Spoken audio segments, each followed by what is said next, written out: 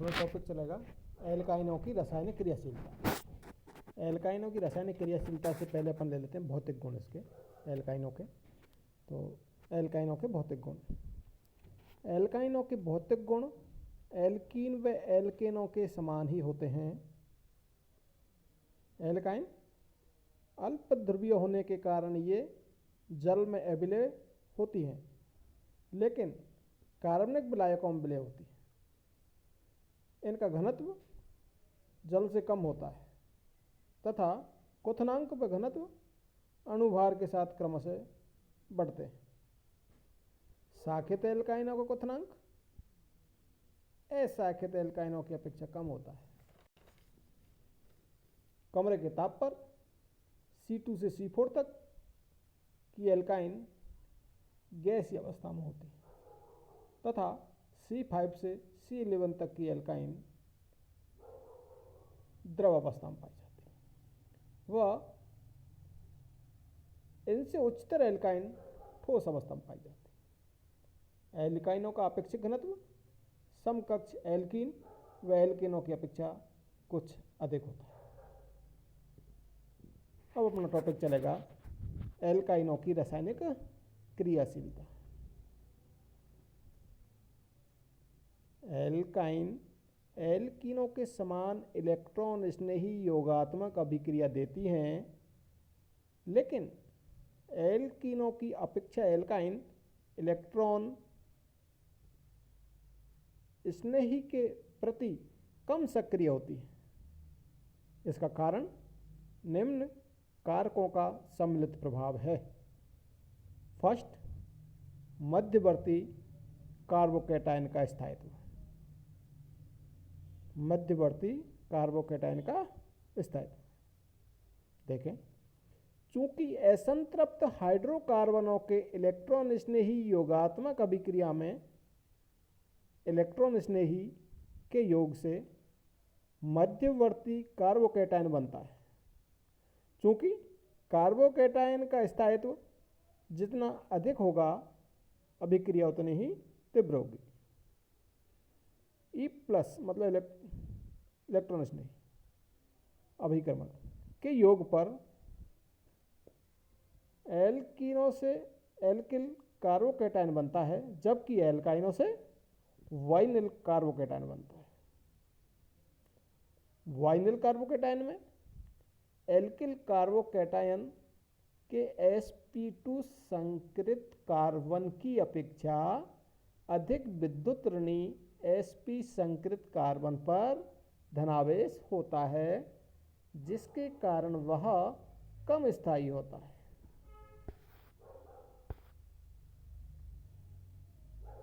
अर्थात त्रिसंयोजी आयन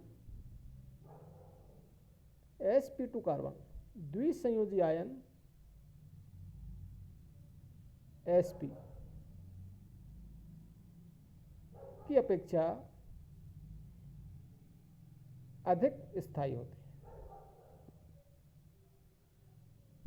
अतः एल्काइन कम क्रियाशील होते हैं। सेकंड, नाभिक स्नेहिता। नाभिक स्नेहिता देखें, एल्काइन में त्रिबंधित कार्बन sp संकृत अवस्था में होता है, जबकि एल्कीनों में द्विबंधित कार्बन sp2 संकृत अवस्था में होता है। चूंकि sp संकृत कार्बन की विद्युत ऋणता sp2 संकृत कार्बन में sp2 कार्बन से अधिक होती है, इस कारण वह एल्काइन के साथ बंध बनाने के लिए इलेक्ट्रॉन युग्म एल्कीनों की अपेक्षा कम सुगमता से उपलब्ध करवाता है। इस प्रकार एल्काइनों की नाभिक स्नेहिता एल्कीनों की अपेक्षा कम होती है, जिससे वे इलेक्ट्रॉन स्नेही के प्रति कम क्रियाशील होती है।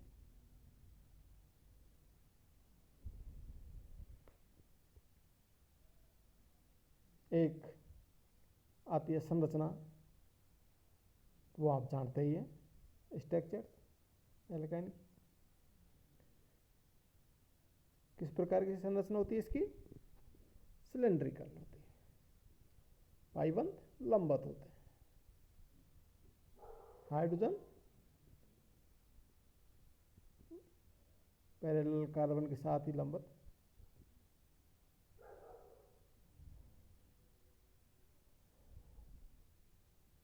Hydrogen parallel. अब अगली देखें अपन एल्काइनों। अगला टॉपिक है अपना वेरी इंपॉर्टेंट, एल्काइनों की अम्लीय प्रकृति।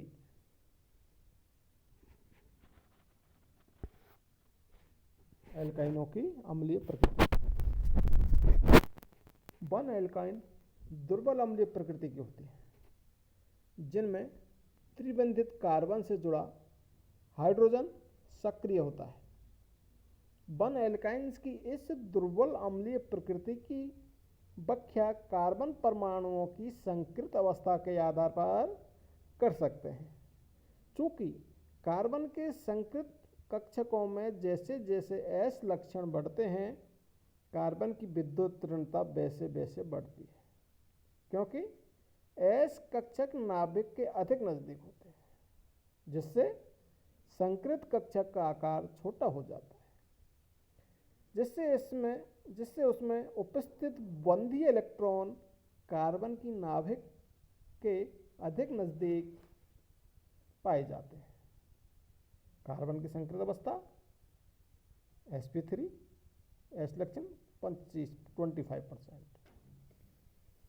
कार्बन की संकृत अवस्था sp2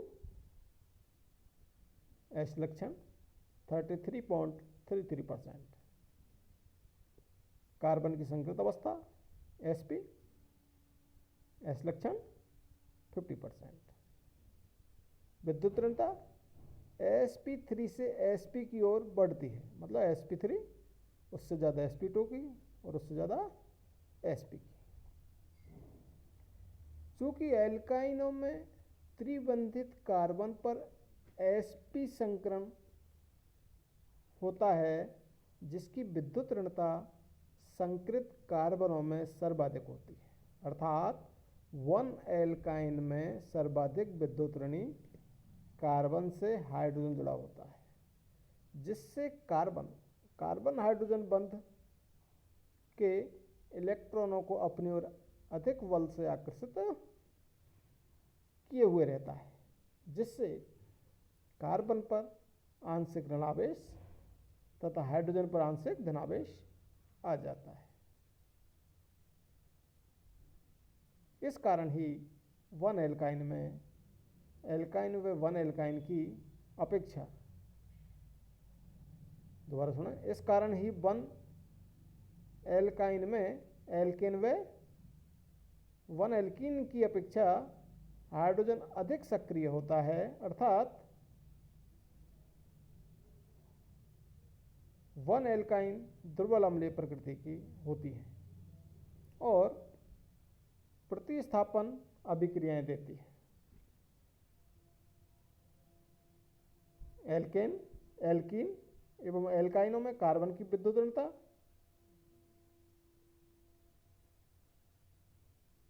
सबसे ज़्यादा एल्काइन की, उससे कम एल्कीन की, उससे कम एल्केन की। इस क्रम में पाइबंध की संख्या एवं कार्बन पर इलेक्ट्रॉन घनत्व के आधार पर भी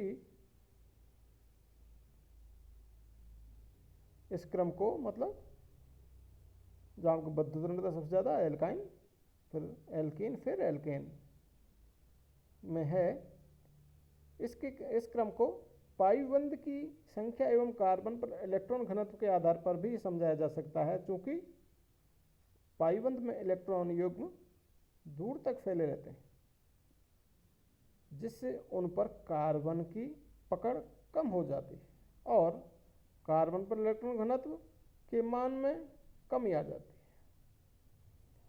चूंकि एल्काइनों में एक कार्बन पर 2 पाई बंध होते हैं, जिससे उस पर इलेक्ट्रॉन घनत्व एल्केन व एल्कीन की अपेक्षा न्यून होता है।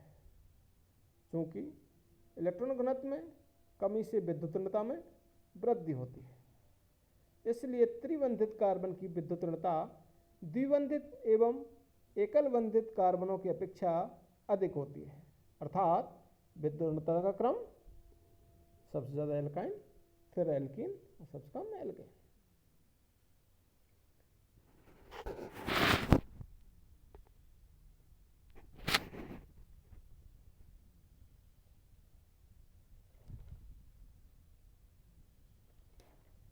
फिर देखें योगात्मक अभिक्रियाएं। एल्काइन एल्कीन की भांति ही इलेक्ट्रॉन स्नेही योगात्मक अभिक्रियाएं देती है और इनमें दो पाई बंध होने के कारण अभिकर्मक का एक अणु योग करके पहले एल्कीन व्युत्पन्न बनता है, जो दूसरे चरण में अभिकर्मक के दूसरे अणु से योग करके संतृप्त यौगिक बनाता है।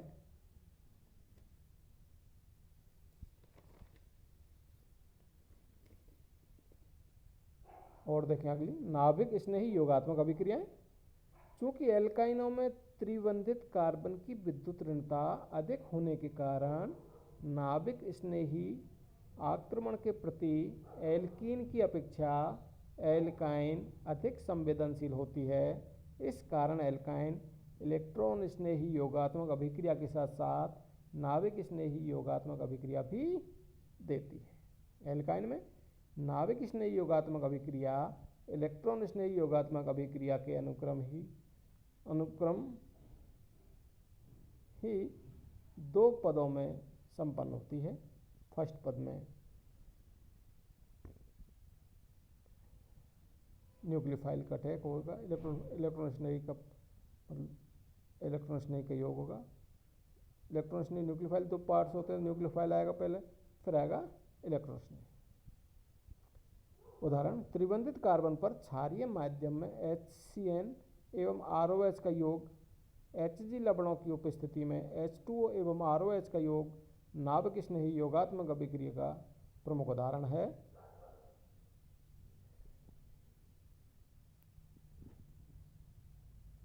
आज के लिए इतना ही। Thank you.